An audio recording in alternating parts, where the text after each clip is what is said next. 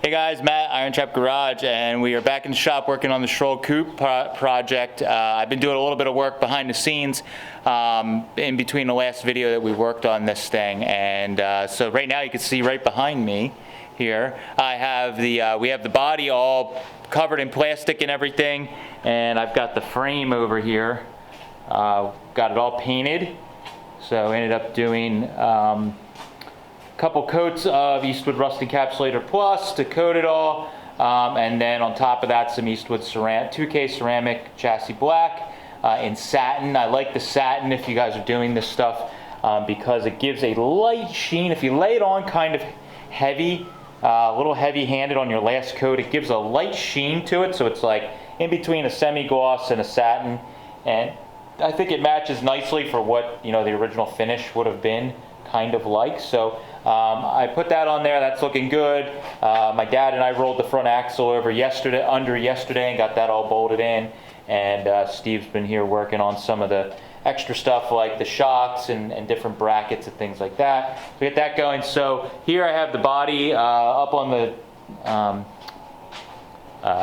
the lift, the lift again, and I worked on finish welding all in the door jambs and stuff off camera, did all that, and just before we turn the camera on now, I went under the car and did some seam sealing underneath and scuffing and everything and cleaning everything, so it's good to go. So what we're going to be using today is two products. One is an Eastwood product, of course, is Rust Encapsulator Plus. I just got a fresh quart of this, ran over to the Pottstown store and grabbed that. They hooked me up with this, so I got the can of that, so I'm good there. I'll be spraying that on basically everything because it can go on painted surfaces, bare metal, and also rusty areas. So that should work really good. I'm going to get everything coated with that, sealed up. Now I get everything kind of sealed and ready to go. Then what I'm going to use is this Raptor.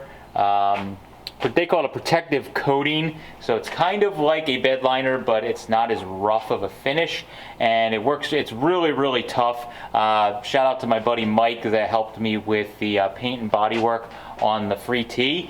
He suggested using this on the underside and on the inside of the tub, and it worked really well, and I'm very happy with it, so I'm going to keep using this product. So I got some of the Raptor, and we're going to be spraying that over everything on the bottom to get it all sealed up and also very tough, which will be really nice, and it'll just all look one color, which will be good. So I'm going to work on getting the paint gun out and get some encapsulator sprayed on, and we'll get to work.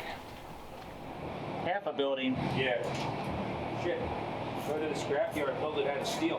Yeah, believe me, I'm about ready. What? I said I'm about ready. Yeah. That place I go to, Glick's, is, I was just there yesterday. I dropped scrap actually with my dad, and they got like everything. They got I-beams, they got the corrugated metal for the sides of the pole barn and the roof. Perfect. I got a welder. Right. I got some buddies that are engineers that can make up a drawing for me and make it look official. Right.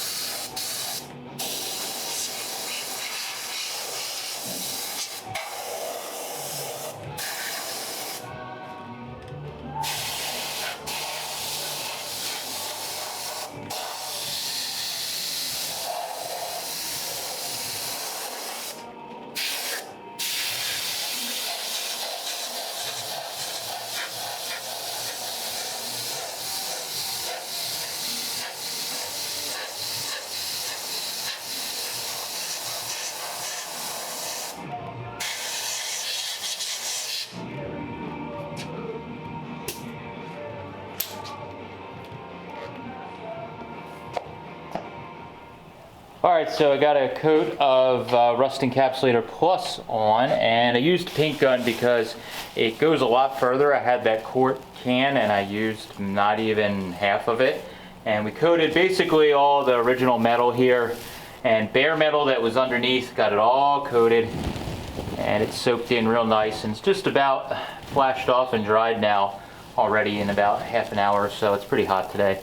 But I noticed I didn't spray the floor pans. Remember those floor pans were that like enamel whatever? I got them from my metal salvage yard, so I left the bottoms coated, and that stuff is like basically almost like powder coated, or baked on enamel. So that stuff is really good, and really all I'm doing is just putting the Raptor on to make it all one color and keep it tough.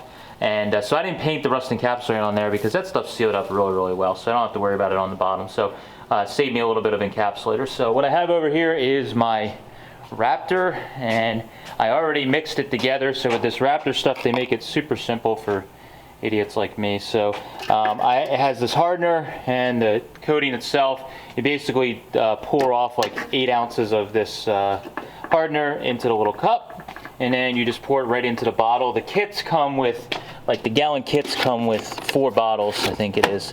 Yeah, it comes with 4 of those bottles. So I'm going to, obviously won't be using all of them on this project, but we can use 1 bottle probably for the whole underside. I might not even need 1 bottle, it's a pretty small cart. But so I already poured that into here, tighten the cap, and then you just shake. So I'm going to shake this all off. They sell a gun that you can actually just thread right in here, but again, I'm a cheap ass, so I have my Eastwood undercoating gun, which works really well. I'm going to thread the tip all the way in so that we get kind of a little less rough of a finish. And I'll show you that, guys, that when I start spraying here after I get done shaking my life away. Alright, so I got my official spray out board here. Everybody's got one of these outside, right? So I have my gun. The Raptor calls for 40 to 60 psi on their gun. I have this set quite a bit higher, so we're gonna turn this down considerably, and we'll set it at about 50, and see where it's at. I have this tip here screwed just about in. So you can see almost nothing's coming out there. So let's we'll turn this. So you could dial it in with these guns with the pressure and the nozzle. All right, we're still not getting. Turn the pressure up a little bit, and we'll turn the nozzle out quite a bit. I had it turned pretty much all the way in to start, so there we go.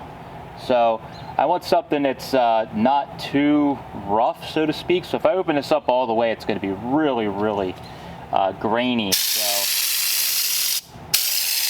probably just a hair more than that will be good. I think we're about ready to spray. So I got this little. So when you open this out, turn this out. I was trying to do it off camera there. When you turn this out, it lets more fluid come out. So when you're spraying an undercoating or Raptor in this case, the more you open it, the more it's going to come out. So it's going to coat it quicker, but it's going to be much more of a rough finish. So if you're spraying undercoating, it's going to be really, really like goopy kind of. So I usually like a little smoother finish in all this stuff I do. So I turn it back a bit. So I got it opened up here, and that seems pretty good. Now what I can do is I can get further back to create more of a kind of grain. So if we're like that, really far back, it's going to be really grainy. So if you stay a little closer, you can almost spray it like a paint gun, like a normal paint gun. So I'll play with the distance here. Some of it we're going to have to be further back just to get in tight areas, but got it all set. Eastwood undercoating gun and ready to start spraying under the car. So let's go there.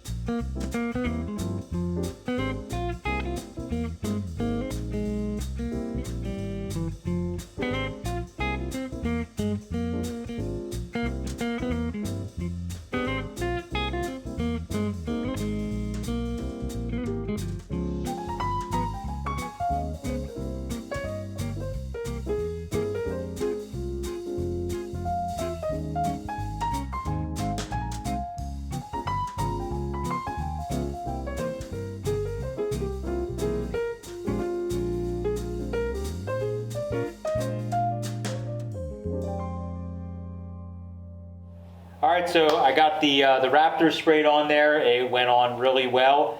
Just dialed in the gun and went to it, and we were able to spray it on. I put a good heavy coat on there, and it looks awesome. I really like how it looks. It's like it's got a light, very, very light texture to it, but it's not anything real crazy that, like I said, looks like some heavy, crazy bed liner. So it looks kind of natural underneath of it. It's also very, very tough, and it's going to keep any rock chips and things like that to a minimum. And it's also, we sealed everything up under the car, so everything's sealed up, so it's not going to get any worse with this car. Of course, the car is going to be stored indoors for pretty much the rest of its life, so we won't have to worry about anything as far as like the rot or rust coming back on this thing. We're just trying to seal stuff up and make it a little bit nicer. So now that I got the underside all sprayed and sealed up, we're pretty good there. I'm waiting on the rear to get blasted by my buddy Brooke. Then we can rebuild the rear, slide that back under. We got the chassis sitting and waiting. So very, very soon we can slide everything back underneath.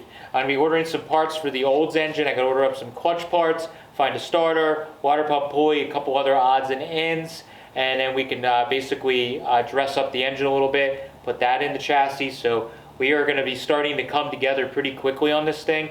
And then we can get the body back on, and then it's kind of like all hands on deck. We can start doing wiring, get the brakes bled, get the clutch and all that stuff set up and get that bled. And yeah, hopefully this thing comes together pretty darn quickly after we start getting past these little bit of slow points of painting things and assembling the parts on the chassis. So thank you guys for watching. Appreciate it. Catch you later.